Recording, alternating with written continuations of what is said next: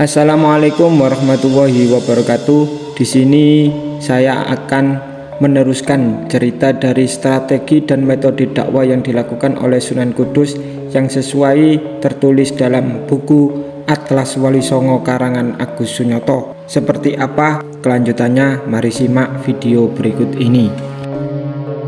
Sejarah Banten melukiskan perang antara Laskar Demak dengan pasukan Majapahit itu bertepatan dengan perkawinan Sultan Banten Hasanuddin dengan putri Sultan Trenggana dari Demak.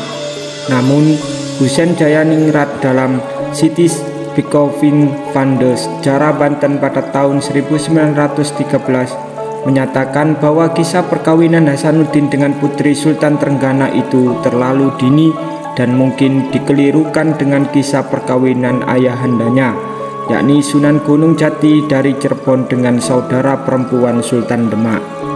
Penulis berpendapat apa yang ditulis sejarah Banten tentang perkawinan Hasanuddin itu adalah kekeliruan menuliskan kisah perkawinan Sunan Gunung Jati dengan Nyai Tepasari, putri Adipati Tepasana di Lumajang, yang merupakan keluarga pejabat Majapahit di pedalaman yang awal sekali memeluk agama Islam. Keturunan penguasa Lumajang di Kutorenon, Menak Koncar. Menurut cerita tutur setempat, Adipati Menak Koncar adalah keturunan Arya Banyak Wide dari Singasari. Dari Menak Koncar inilah lahir bangsawan Arya Pinate di Bali yang sebagian diantaranya menjadi penyebar Islam di Gresik seperti Pangeran Arya Pinati dan kakak perempuannya Nyai Ageng Pinati. Makam Menak Koncar sampai saat ini banyak diziarahi orang di Dusun Biting, Desa Kutorenon, Kecamatan Sukodono, Kabupaten Lumajang. Kisah Raden Ja'far Sodek dalam menumpas gerakan makar Ki Ageng Penging beserta gurunya yakni Syekh Siti Jenar atas perintah Sultan Demak memunculkan cukup banyak kontroversi. Dalam serat Kandaning Ringgit Purwa jilid 9 buku 430 yang ditulis dalam tembang Dandang Kula, dituturkan bagaimana Sunan Kudus datang ke Penging atas perintah Sultan Demak dalam rangka menumpas upaya makar penguasa Penging, yaitu Ki Ageng Penging di kediaman Ki Ageng Penging.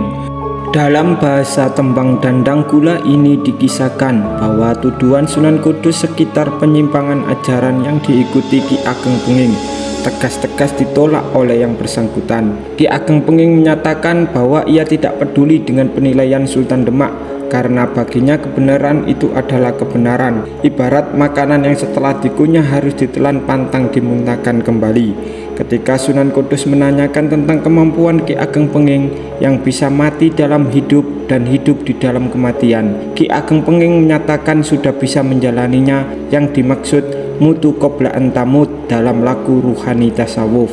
Merasa maksudnya bisa berbeda, Sunan Kudus menyatakan bahwa ia mengembang titah Sultan untuk menyaksikan kematian Ki Ageng Penging. Ternyata Ki Ageng Penging tidak keberatan ia mati atas keinginannya sendiri. Ia berpesan agar kematiannya terlihat wajar. Hendaknya Sunan Kudus menyayat sikunya dengan keris. Demikianlah Ki Ageng Penging mengamalkan ilmunya yang diperoleh dari Syekh Siti Jenar. Menghendaki kematian dirinya pribadi, ketika melihat Ki Ageng Penging akan wafat, Sunan Kudus buru-buru pergi sambil mengucap salam yang masih disahut oleh Ki Ageng Penging. Namun sekejap kemudian ketika istri Ki Ageng Penging keluar membawa suguhan, ia mendapati suaminya sudah wafat.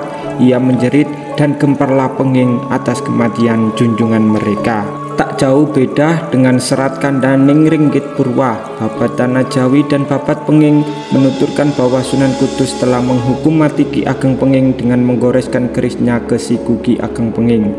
Padahal menurut aturan yang berlaku dewasa itu, setiap penumpasan terhadap pemberontak harus dibuktikan dengan membawa kepala pemimpin pemberontak ke hadapan raja. Kisah pembunuhan Ki Ageng Penging tidak sedikit pun disertai bukti kematian dari putra kedua Raja Penging Andayaningrat itu. Bapak Demak juga menuturkan bagaimana guru Ki Ageng Penging, Syekh Siti Jenar, dijatuhi hukuman mati oleh para wali di Masjid Agung Demak. Tetapi tidak juga disertai bukti mayat Syekh yang dituduh sesat itu. Hanya ada bangkai seekor anjing yang dianggap sebagai jelmaan Syekh Siti Jenar.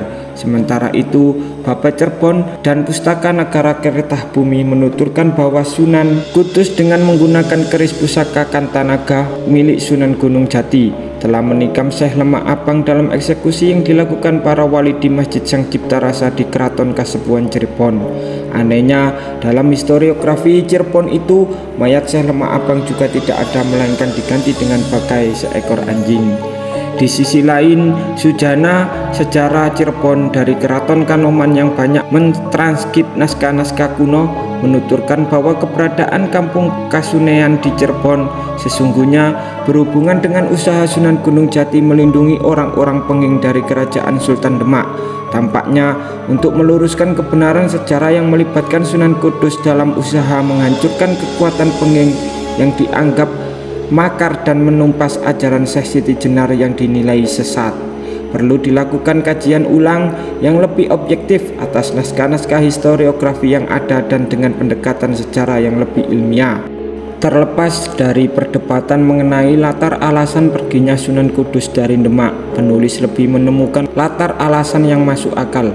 Kepergian Raden Ja'far Sodik dari Demak ke Kudus terjadi setelah wafatnya Sultan Trenggana yang diikuti pecahnya kerusuhan di mana-mana.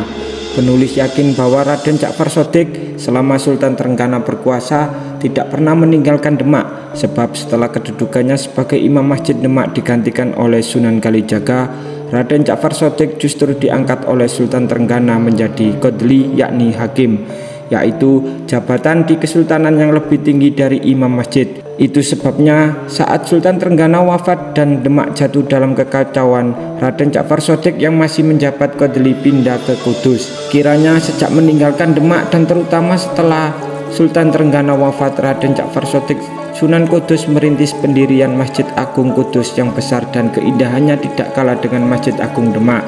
Sebuah inskripsi berbahasa Arab yang terdapat di atas mihrab Masjid Agung Kudus menyebutkan bahwa masjid kuno itu didirikan oleh Raden Ja'far Sodik yang menjadi hakim negara pada tahun 956 Hijriah, yang jika dikonversi ke tahun Masehi sama dengan tahun 1549 Masehi. Masjid itu disebut Al-Aqsa atau Al-Manar. Gelar Sunan Kudus sendiri tampaknya disandang Raden Ja'far Sodik setelah ia tinggal menetap di Kudus. Kiranya setelah tinggal di Kudus dan mendirikan Masjid Agung Kudus, gerakan dakwah yang dilakukan Raden Ja'far Sodik semakin intensif di tengah masyarakat, karena tidak lagi disibukkan dengan urusan pemerintahan. Bahkan munculnya berbagai cerita legenda yang dihubungkan dengan kekeramatan Sunan Kudus berlangsung sewaktu putra Sunan Ngudung itu tinggal di Kudus pada usia lanjut sampai akhir hayatnya. Itulah kisah strategi dan metode dakwah yang dilakukan oleh Sunan Kudus Raden Ja'far Sodik, seperti yang tertulis dalam buku Atlas Wali Songo karangan Agus Sunyoto. Jangan lupa untuk klik tombol like, komen, dan subscribe serta aktifkan loncengnya agar di setiap pemberitahuan di channel kami yang terbaru kalian semuanya mengetahuinya. Oke, dari kami, assalamualaikum warahmatullahi wabarakatuh.